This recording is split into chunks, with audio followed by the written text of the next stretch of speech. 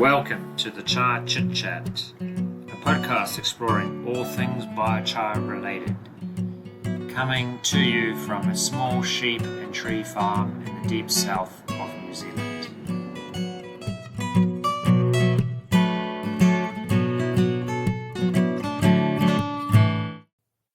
Hi Cameron, thank you for joining me today. I'd like to start by asking, who is Cameron Smith? Oh, thanks, Dylan.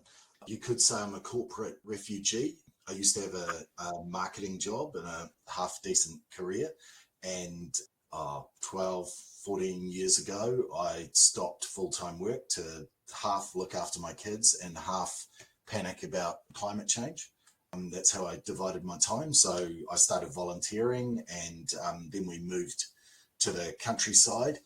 And I've spent the last 10 years developing a lifestyle block here near Pukekohe.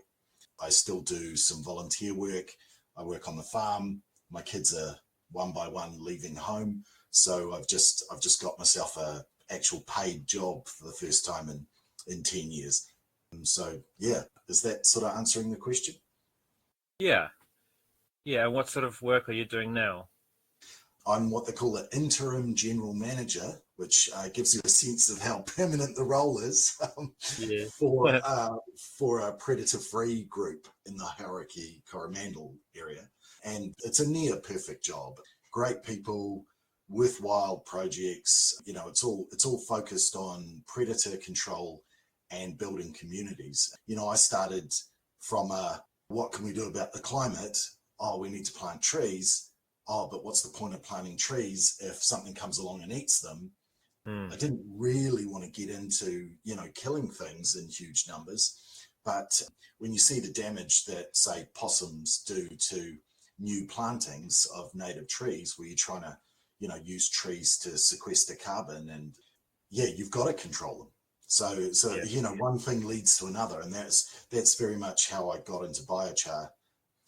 Trying to find something that I could do that was practical, where I could see the results with my own eyes and feel like I was doing something useful, no matter how small.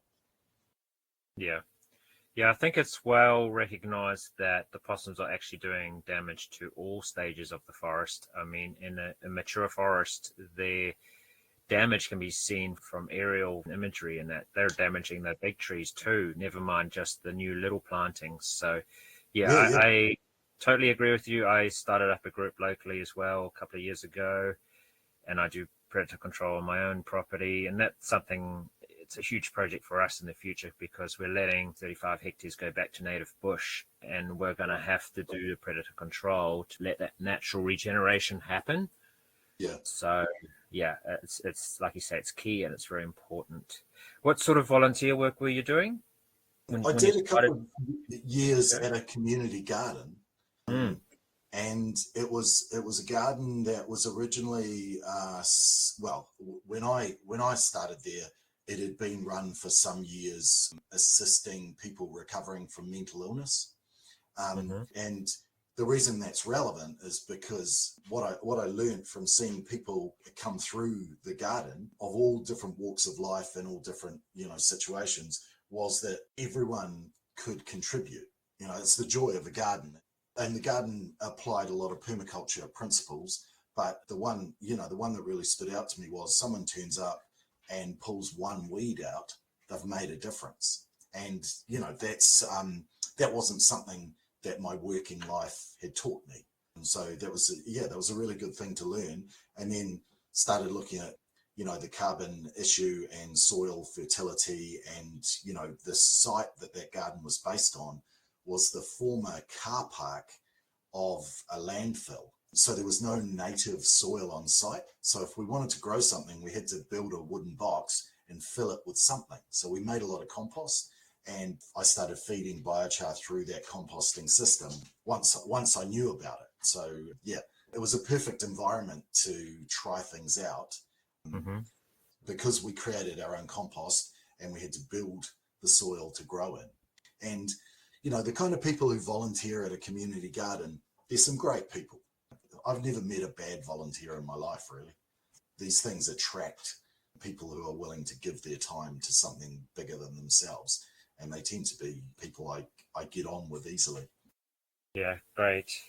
And I guess that leads me into the next question is, what can you tell us about what you remember when biochar first came into your awareness? Yeah, sure. So I did the 2-week permaculture course, and it just so happened to be on at the same time as I think they call it the permaculture convergence. I think it may have been in Turangi, maybe 12, 13 years ago, something like that. So we went across from the course near Wairoa to, let's say, Turangi, and we missed the first day, but there was this guy, Albert Bates, who'd come over to New Zealand. I'd never heard of him. When I sort of read up on it a little bit, I was pretty skeptical about it. He seemed to be selling snake oil, talking about this magic stuff called biochar.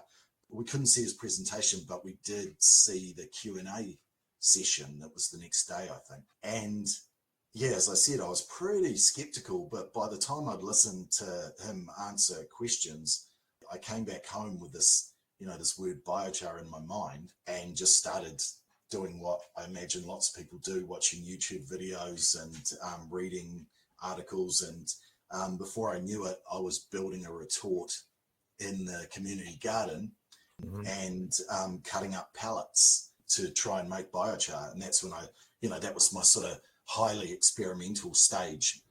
Okay, and how that retort end up looking like? Can you describe it to so us? we had a bunch of concrete blocks, the standard cement concrete blocks. We had a concrete pad where I think a building used to be, so it was pretty fireproof. We had a 200-litre oil drum with a clip-on lid, which became important.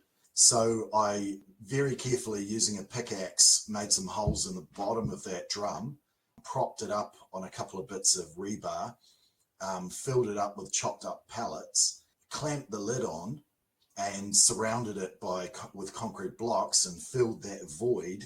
The pallets were super dry, which was brilliant. I told myself they weren't treated. And I think that was maybe the first time I came into contact with the Biochar Network New Zealand, because I was asking them questions and advice from Trevor, who was always super helpful. Yeah.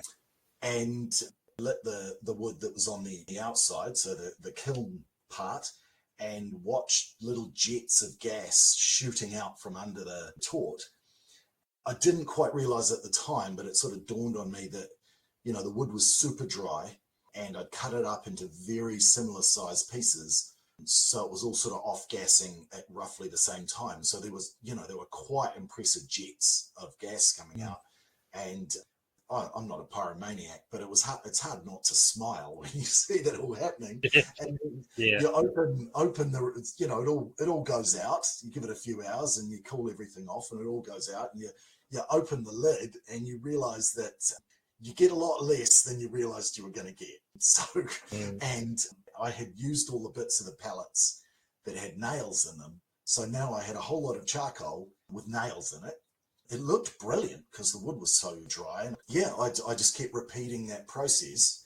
And we had a garden bed right next to it, and we had a big worm farm. The North Shore City Council had bought this worm farm to reduce their food waste from their staff canteen.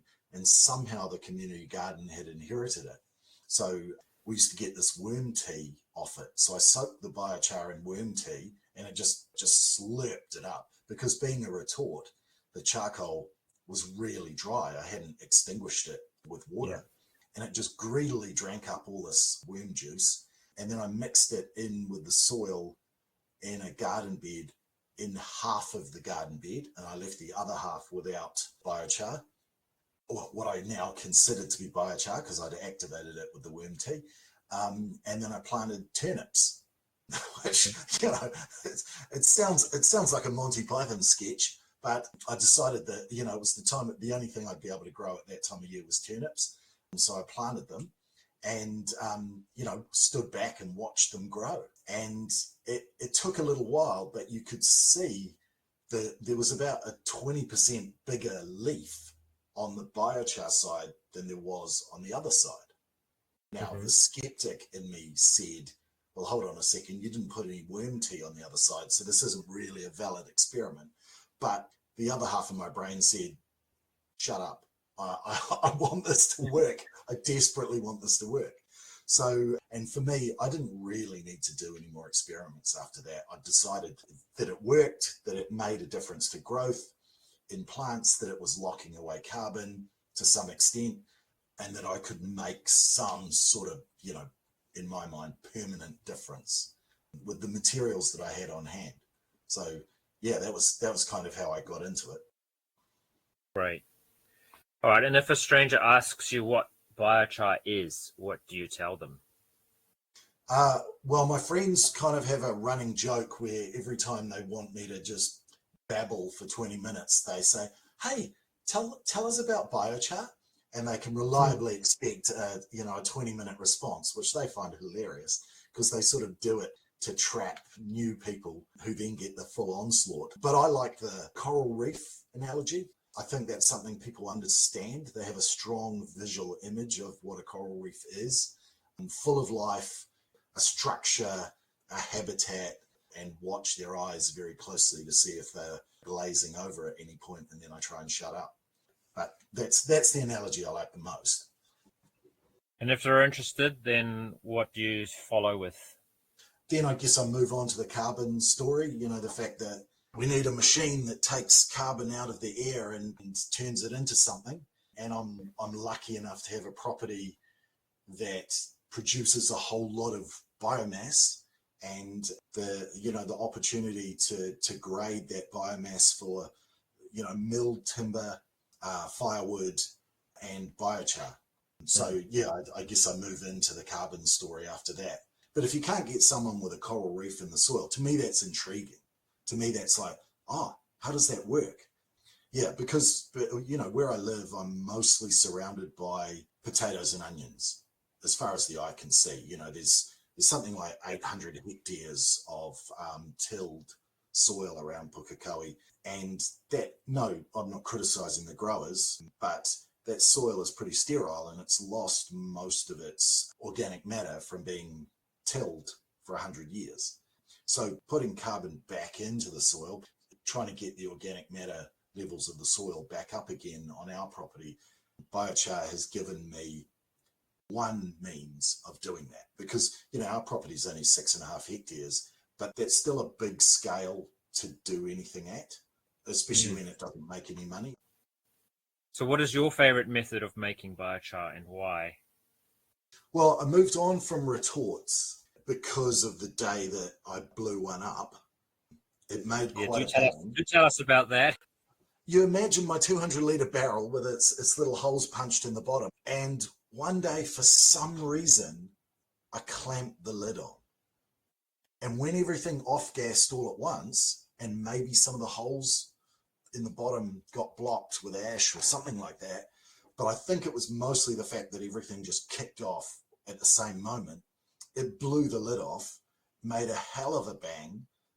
I was facing away, doing something about 6 meters away, and the lid came flying past. No one was hurt and nothing was really broken. I mean, the barrel wasn't much use after that, and the lid was bent like a paper plate. I wouldn't want to make that bang twice in one day because we were quite close to the fire station, and I imagine we'd have got a visit. But it was another advantage of having really dry wood, and for both the inside the retort and the kiln, because it didn't make much smoke. And if you think about it, making biochar in an urban environment, in Auckland, you're not allowed to burn rubbish in your backyard.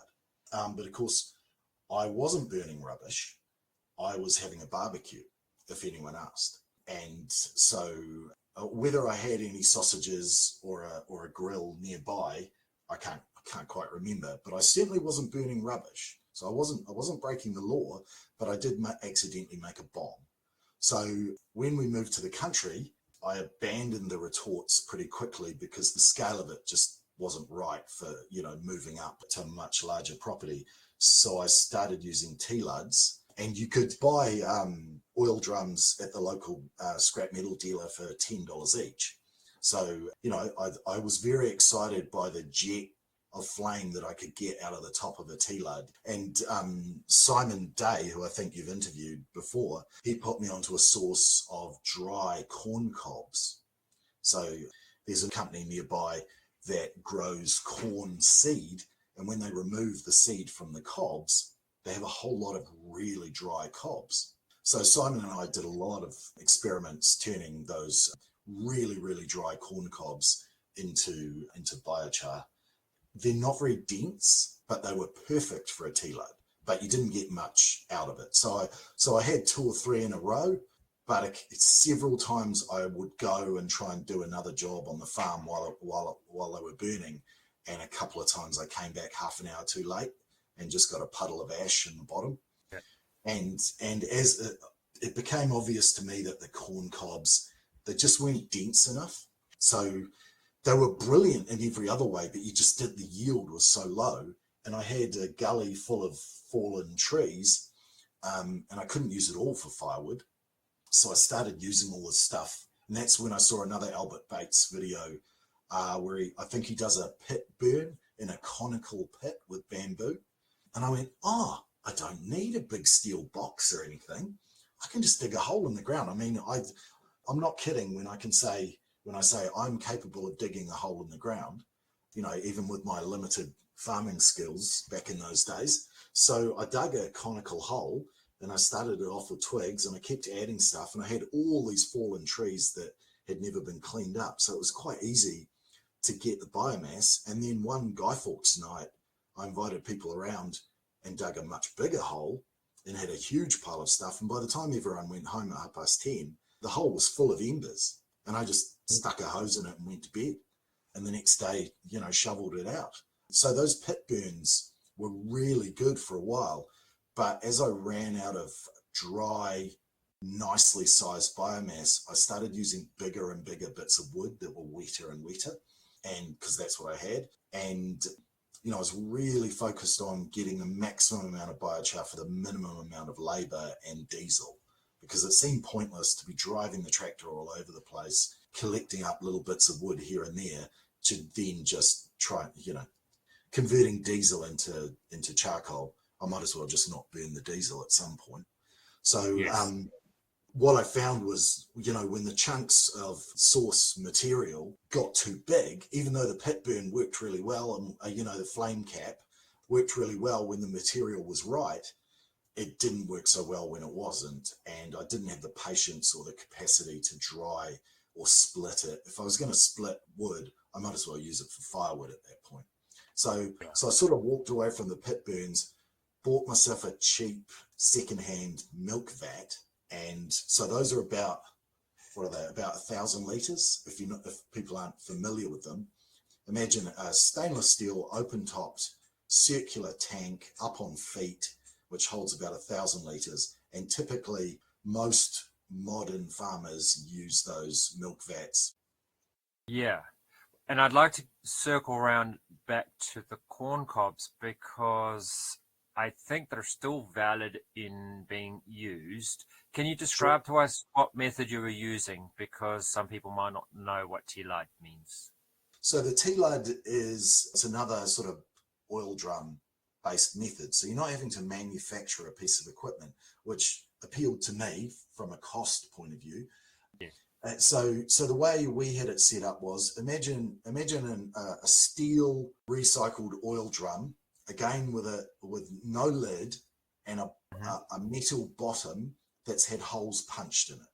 Then you fill that drum with something. And when it comes to the corn cobs, they're quite small corn cobs. They've been dried down to maybe 10 or 12% moisture, because for the company to get the seed off them, they need to dry it so it hardens up so they can feed it through the machines, and so the seed won't rot or germinate or anything. So they're left with this massive amount, dozens of cubic meters of corn cobs, because they produce tons and tons of seeds every year. Yeah. So you go down, you grab some corn cobs, you bring them back, and you fill that oil drum. It's up on feet, so those holes in the bottom can feed air in from the bottom.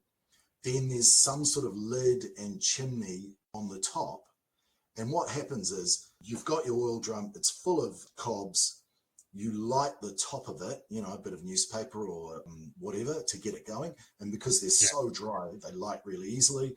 And then you put the lid on. The fire wants to burn downwards because it wants fuel.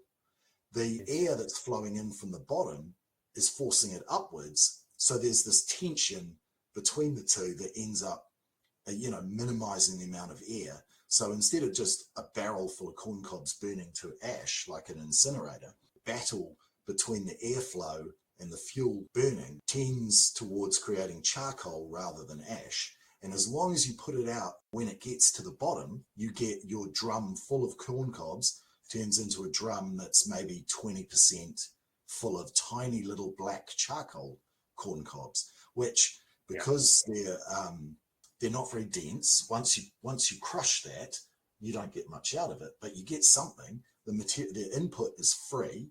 Yeah, you know that it doesn't have any nails in it, which was really important to me.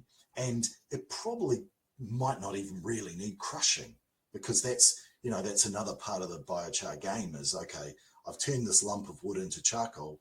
Now, do I just throw that somewhere or do I have to bash it up? And of course, generally it's accepted that you want to make that be as crushed as finely as possible. So yeah, I've done some experiments on that as well. That TLUD, top lit up draft is the TLUD part of it, method, is visually spectacular, quite safe because it's all enclosed. So you could do it, I'm doing it in the middle of a paddock, but you could do that in a relatively confined space. What I've settled on for most of my feedstock is sawmill waste. So I have a little portable sawmill, and the slab wood that comes off the outside of the logs got me thinking, because a lot of it's just pointlessly small for firewood. So when I'm milling, I have a milled timber pile, the good stuff. I have that's too good, I'll use that for firewood pile. And then I have the bits and pieces, I'm going to make that into biochar pile. But after a while, I cut back on the amount of sawmilling I was doing. So I've just started buying packets of sawmill waste, because I'm lucky enough to have a commercial sawmill just down the road. So they will deliver a 3 cubic meter roughly bundle of slab wood, so the outside of milled logs, at $40 a cubic meter. They sell that as firewood. It's wet. It's often only come off the logs, weeks or a couple of months beforehand, but it's tidy. It's free delivery. And for $120, I can get a lot of material, material that if I was producing it myself, I would be, driving all over our little farm, finding bits and pieces and chopping things up and chopping things down. So, for what seems like a very small amount of money, and then I can run the chainsaw through that bundle, because it's got straps on it, and cut it into, say, 1 meter lengths. And then I basically do a flame cap using that recycled milk vat. So tilt the milk vat on its side, light a little fire in the bottom. Once that gets going, stand it up and start throwing roughly 1 meter long pieces in there and keeping an eye on it, and slowly over about 6 hours, filling it up with embers. And then at the end, because it's a milk vat, it has a water attachment at the bottom, clipping a hose on, turning on the tap and going away for half an hour while it fills up, and then draining it all back out again. And that's probably the best that I can do. That sounds like a really good price of getting a feedstock in and delivered. That's a great price. Yeah, I mean, it is stuff that you can hand on heart say would be burnt to ash otherwise. So I'm not diverting something that would have been anything better than firewood. And it's, if I come across a bit in this bundle that's obviously really good, useful, whatever, I'll set that aside. But I made the mistake in the past of cutting the bundle open and sorting through it, and it just ends up a massive mess. You just want to keep it as tightly held as you can. The only downside of running the saw through it while it's in a bundle is where they store them, there's a lot of big chunks of, roding metal, and those get caught up. So every so often, I hit one of those and I have to go and sharpen the chainsaw. But it's a small price to pay for the ease of, I don't have a lot of labor that I can apply to this. So I'm trying to get as much char as I can for as little labor and as little dollars as possible. And, not manufacturing a new piece of $20,000 equipment to make it. So I think I paid 150 for that milk vat, which is very cheap. I had to look out on Trade Me for a long time to get one that cheaply.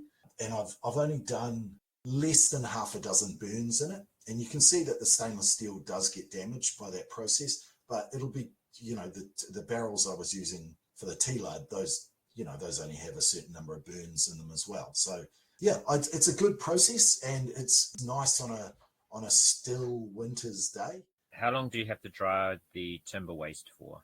If I'm lucky, I cut into the pile and pick up a few bits, and it's obviously been sitting around for a few months. It's started to grey on the outside. Oh, I should point out, it's always macrocarpa. So I know what it feels like when it's wet. So how long do I have to dry it for? Well, because it's often dries much more quickly than a solid log with bark on it, because it's got at least 2 or 3 milled sides. They've probably had it sitting around for a few months, so it's begun to dry, and the smaller pieces obviously dry faster. So I just sort of do an assessment. I usually buy a couple of bundles, doing a quick look when it first turns up, and if it seems okay, I start making char, and if it doesn't, I just do something else for a few weeks and then try it again. Right. Do you think there's a business opportunity for someone to go and set up a biochar process at the sawmill itself and make some money maybe? The site is quite tight because it's in a gully. You could possibly get, make a bit of space there. There's a little bit of room. I think I haven't done the numbers on commercial scale, but if anyone can run the numbers on, how much they charge for the wood versus the value of biochar that you could turn it into. But I guess if you had half a dozen of those milk vats that you'd bought very cheaply, your setup cost would be quite low. I don't know what fire regulations you would have to deal with, but the challenge for me of biochar commercially is you're not entering a market where you've got a whole big customer base that understands the product. So you've got the job of educating people that they need it, whilst also the challenge of manufacturing it affordably. So I think I worked out mine was ending up costing me $200 and something for a cubic meter of biochar. For the quality, what I consider the quality of that material, I'm very happy with that cost. And that's including your labor time? Oh, no. We farmers, even small farmers like myself, we never include our own labor, because then we would realize how unprofitable what we're doing is. Yeah. So, I don't include the cost of my labor in that. Well, we've come across sawmills where they recycle all of that material for their own boilers and dryers and stuff like that. I just so happen to be lucky enough to have one down the road that doesn't do that, and they already have a mechanism, the delivery truck, the pricing's all worked out, and they will sell you that stuff. They have a pendulum saw, and they will sell the firewood cut up as well for a higher rate. Yeah, I lived in Australia for 8 years, and just literally 3 kilometers down the road there was a sawmill. And all the outside of the wood, they were just taken down the back of the site, piled up, and every year they had a massive big burn. It was such a waste of good material that could have been made into biochar or even just into wood chips or something. But it just financially made no sense for them to do anything else but put a match to it once a year.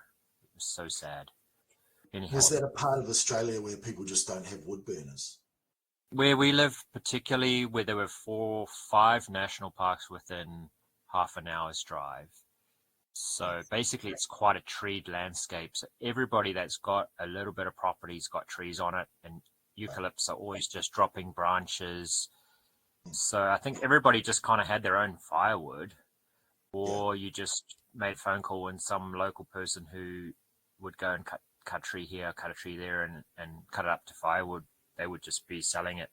It was cheap enough that there was no point going with your own trailer and loading it. And then the health and safety things were making it harder and harder. Like in the beginning, in the first 3 years, I went to those piles and I could help myself. But later on, they said, no, because of health and safety, you can't go and help yourself because you might fall, twist your leg. Or, it was getting ridiculous. But we got quite a lot of nice wood from there that we could reuse for garden beds and things like that. But what I realized was that this property that I have, although it has a lot of trees on it, processing those into usable material wasn't going to keep up with the amount of work that I wanted to put into it and the amount of biochar that I wanted to get out of it. Yeah. So what kind of trees do you have on your property? So the previous owners planted eucalypt and black walnut and Tasmanian blackwood. Those trees are now 40 or 50 years old. And the eucalypts, based on a drone that a friend flew up to the top of them, they're at least 30 meters tall. And you're dead right. They do drop branches at seemingly random intervals. Yeah. The black walnuts provide, because I've thinned those, trying to maximize the timber value. So those provide quite a lot of really, really high quality firewood. But the big pit burn that I'm going to do on Guy Fawkes Night this year is currently filled with orchard prunings. So I've gone around our apple orchard and pruned much more viciously than I've ever done in the past. And of course, we also have, this property used to be a kiwi fruit orchard. I think it's a couple of kilometers of Japanese cedar shelter belts. So those don't produce a lot of material, that they need to be trimmed every year or two. It doesn't produce a lot of biochar material. So I've stopped trying to turn that into biochar. I now just scoop it all up after it's been trimmed and just let it rot in a pile. But certainly the eucalypts, black walnut thinnings, Tasmanian blackwoods, which seem to fall over all the time, and orchard prunings, between those, there's a lot of material. Yeah, right. All right, my next question, why are you hooked by biochar? If you want to give me an elevator pitch on why exactly are you hooked by it? The first thing is locking carbon away in the soil for a long time. That's my number one motivation. On top of that, adding organic matter, adding productivity, adding life to the soil, that's a big motivator as well. And I guess third is probably and probably a distant third is the animal welfare part of it, where I feed it to livestock, or have done in the past a lot, put it under the chickens to, soak up the urea and stuff like that in the chicken run, and turn it into a sort of mix of, a compost that has a high level of biochar in it. I then use that in garden beds, and it works really well. It minimizes the amount of fertilizer that I have to buy in from other sources. I can't produce enough of it to fertilize 6 hectares or even 1 hectare. But every year when we plant tomatoes for preserving, a shovel full of biochar chicken manure compost goes in each hole, and the tomatoes seem to love it. It's for me, it's the carbon first, the soil fertility second, and the animal welfare third. And what kind of livestock did you used to feed it to? So I've used it as a supplement to cattle of all sizes, to pigs, and I guess the chickens eat a bit of it. But pigs didn't need any motivation to eat it at all. If they just came across a piece of charcoal on the ground, because I'd let them into an area where I'd made it, they would just gobble it up. So whereas cows have needed sometimes a little bit more encouragement. The method I've diligently done is using it in the litter in the chicken run. So purchased wood chip from local arborists with charcoal mixed into it, or at least thrown in there at the same time. And obviously the chickens scratch through that, over months, and then one day I decide it's time to scrape it out, and I take the side off the chicken run and go in there with the front end loader and scrape it all up, and then we start all over again.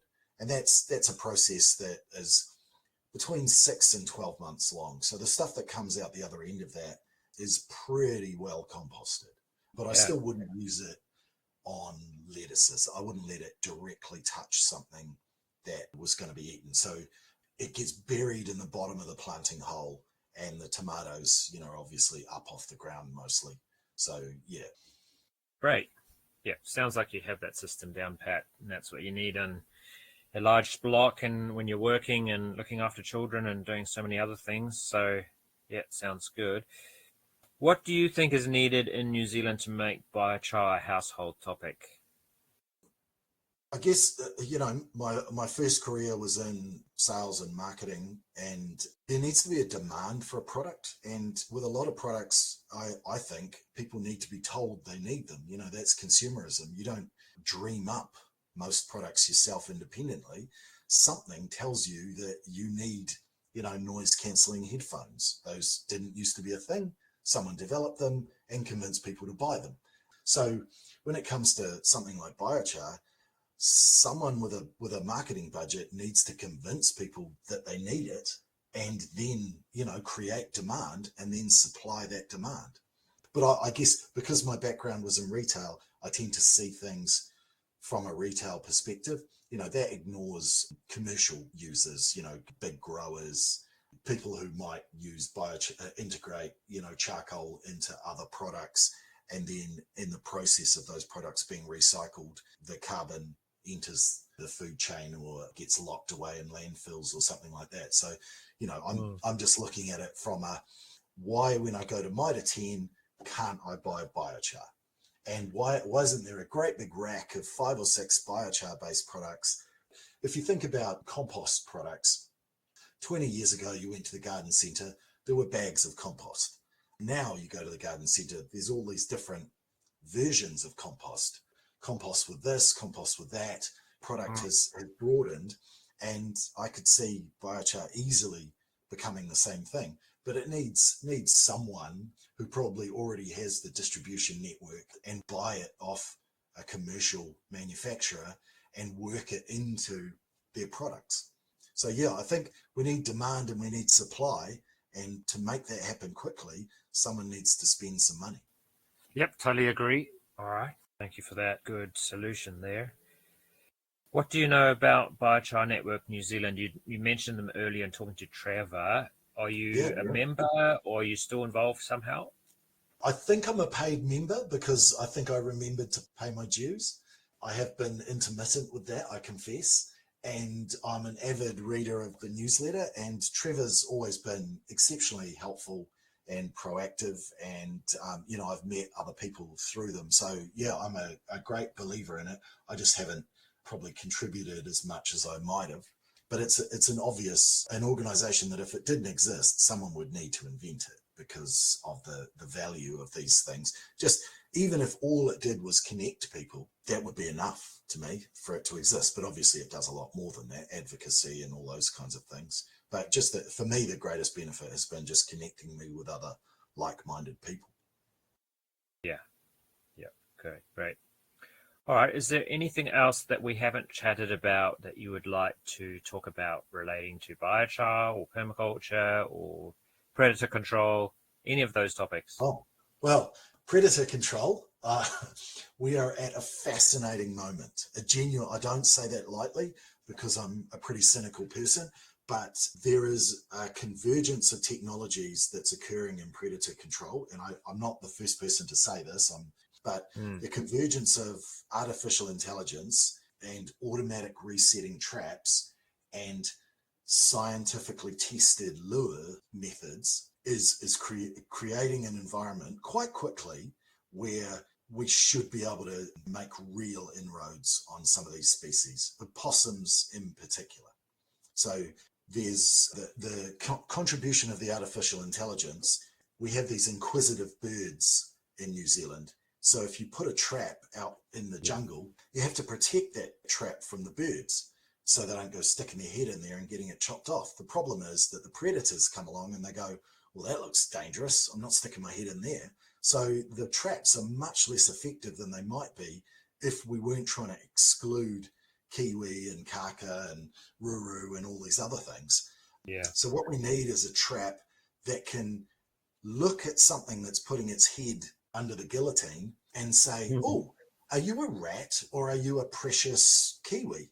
And that's where the AI comes in. It says, I'm 80% sure that what we've got here is a kia. We're not going to knock it on the head.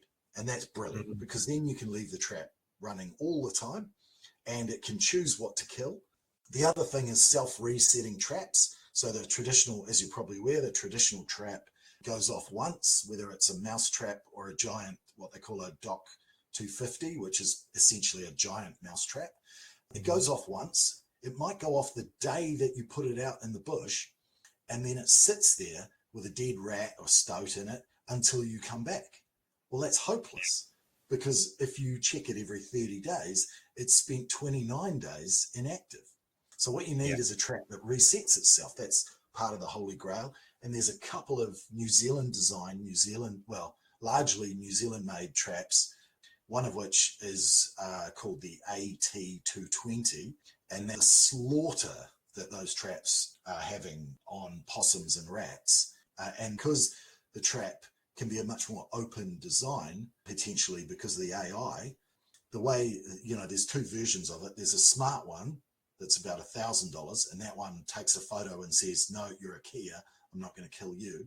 I've got the slightly dumber one that doesn't take a photo, and what it does is it just turns off during the day.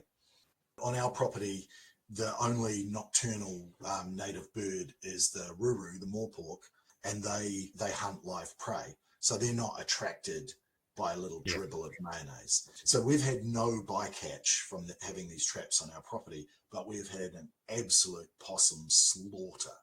And this is on a place that I thought I was doing an okay job of controlling possums.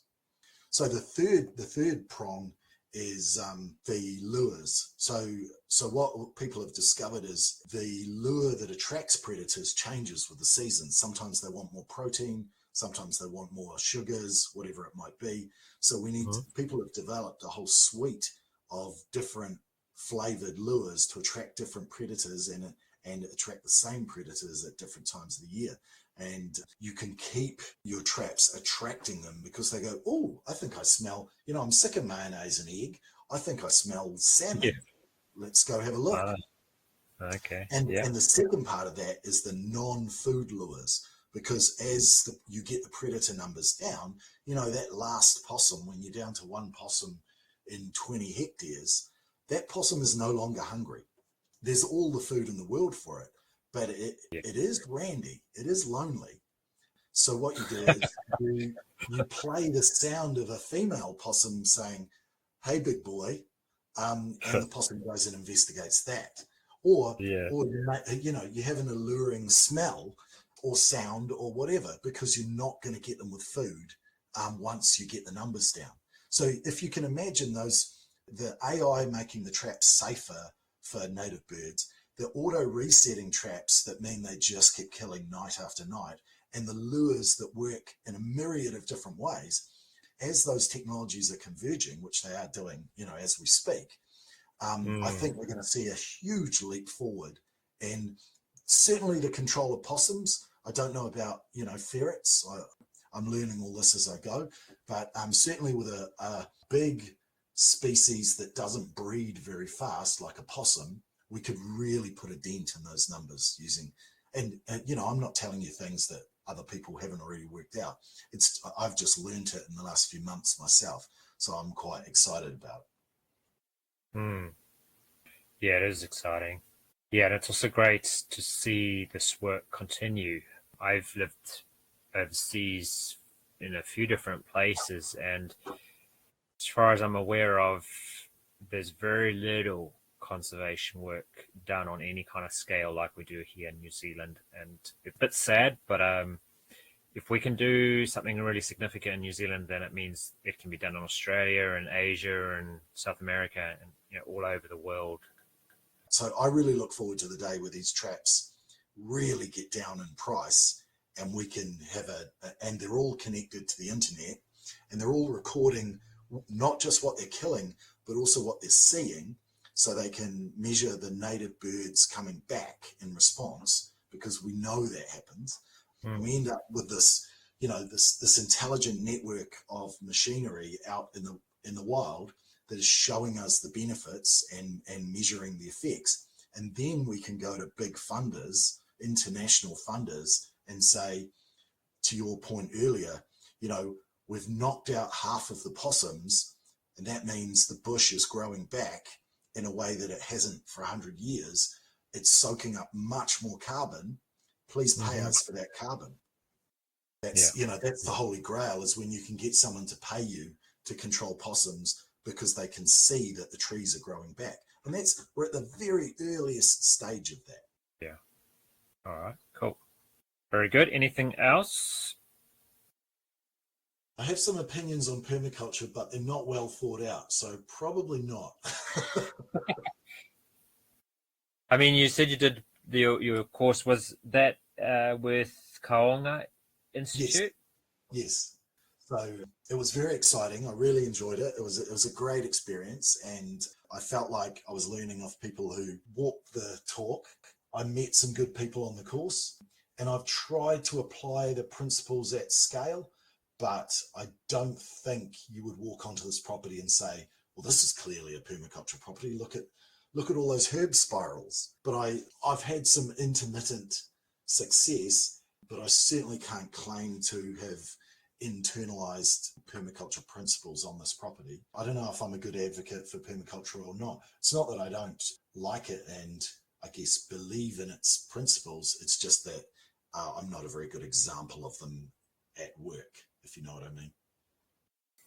I think from what I've just heard in this short conversation, there are many principles that are happening. Maybe you're not so aware of them because they've just become second nature, but just what you said there, you don't want to be burning diesel. I mean, that already is caring for the earth, and we need more people to stop and think about their consumption of all sorts of different resources. And then, of course, you're talking about improving your soil and sequestering carbon with biochar, and you're doing predator control. So, I mean, those three things are all permaculture, and I think permaculture is more about people changing the way they live, and it doesn't have to be a herb spiral in a landscape. It doesn't have to be particular iconic items in a backyard. It's more than that. It's more about how you live your life, I think, and that you're conscious about your resource use and so on. Sure. No, those are valid points, and you're right about you stop seeing the things you've internalized. I guess I had very naive and high hopes when I moved back to the land, and I've become, over the years, one, as I've gotten older and been more damaged personally, and as the scale of things has become harder and harder to ignore, I've become more mechanized. My naive thought that I'd be able to do everything with hand tools, I still smile when I think back on that.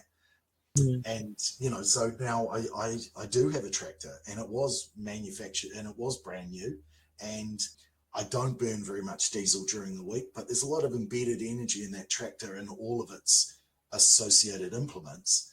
And the scale of our property, we could be 10 times the size and still have exactly the same equipment, because there's a really good diagram in one of the permaculture books, which I can't remember, and it talks about scale and the things. When I contrast the things that I used to do in my suburban backyard to the techniques we used in a community garden, to the techniques that I use here, a 6-hectare scale, and then the techniques that I see my neighbours using, who are farming, are just planting 10 hectares of potatoes all at once.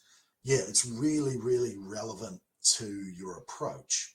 And it just shows how naive I was, that I thought I could bring community garden scale techniques to a farm. So, I do have a rotary hoe, and I am very aware every time I till the soil, I'm essentially deleting a whole lot of life. But then I'm lucky enough to have enough soil that I can then rest that for 7 years or so.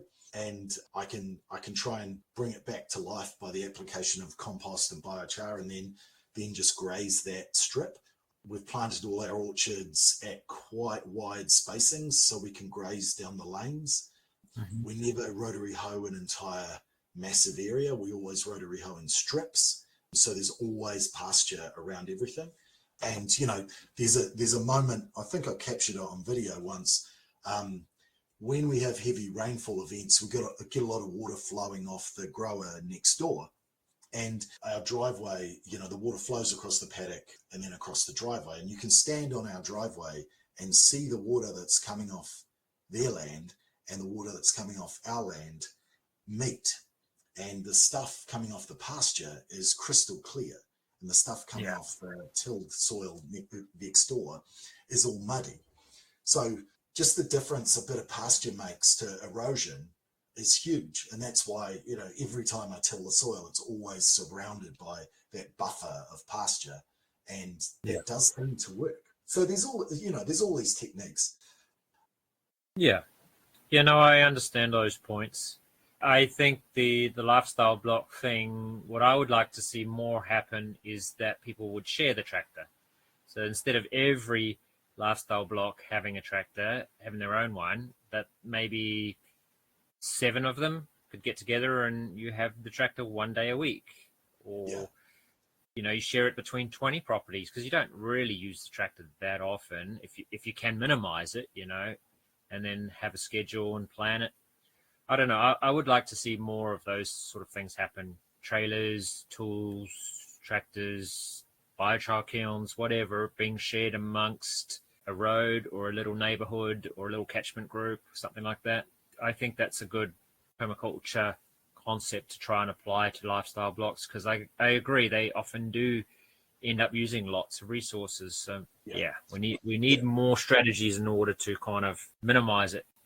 I totally agree with that. There's an informal kind of gear sharing that goes on.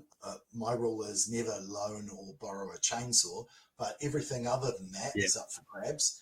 And, people borrow trailers and stuff like that. One conversation I had with a commercial grower, he said he was also an electrical engineer and he had done the maths on an electric tractor and decided that he couldn't make it work because his tractor's 300 horsepower and the equivalent electric tractor would be dragging a massive cable behind it to power it. What occurred to me was people like me should have the electric tractors because you're right. I don't use that tractor for more than an hour a day. In fact, I don't use it probably more than 2 hours a week. And he can have the diesel to grow food for thousands of people. And those of us that are, on much smaller scale and use it much less, I could easily run an electric tractor here and I would never run out of power. And I could easily devote some space to the solar panels to if that was part of the deal.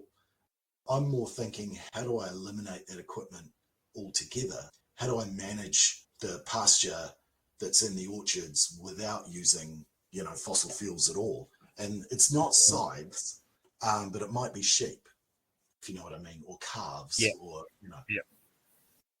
Yeah, I really like listening to Darren Doherty. I don't know if you've listened to him much, but he's an old school permaculturist. He was actually teaching alongside Bill Mollison, and then certainly after Bill Mollison, he did a lot of teaching, and he moved away from permaculture. But I love listening to him because he basically all of the solutions to any problem is to do with animals and getting animals to do the work for us. And that's something I always try and keep in mind for myself is, right, can an animal do that job instead of me doing it with any kind of machine or any kind of tool? And I think in a lot of cases you can. It's just we might have to move towards sharing animals as well as sharing tools and equipment, where you might go, well, I want to not rotary hoe, but I don't want to have pigs permanently either. So you have a set of pigs that move around 10 different properties when everybody needs pig work done. Yeah, Darren is incredibly knowledgeable, and he's worked on he's worked on a huge number of properties. So he's had the advantage. All my experience is based on one piece of land and one climate. All right, Cameron, I know you've got to get going soon. Can you Sure. tell people who are listening where they can find more information about yourself? I know you've got a blog. Can you tell us what it's called? Yep. I have a blog called Onion Road Farm, which is a pun on the name of our road. And I don't know, once a month at best, I try and summarize what I've been up to in a somewhat amusing way. It's the success of that is variable, but it traces a few years of history, and there's definitely some articles there which are biochar based, but also lots of the other mishaps on the farm. And there's also a couple of stories about some multi-day tramps that we've been on. There's one of my favorites is the Mount Pirongia tramp that we did, which is an overnight tramp. Yeah, I also have a book that's on Amazon, which is, I'm just trying to remember the name of it. Oh, it's called First Trip, Last Trip. And that's the story of our pre-COVID trip to Southeast Asia, where I seemingly got into a fight with a taxi driver every day.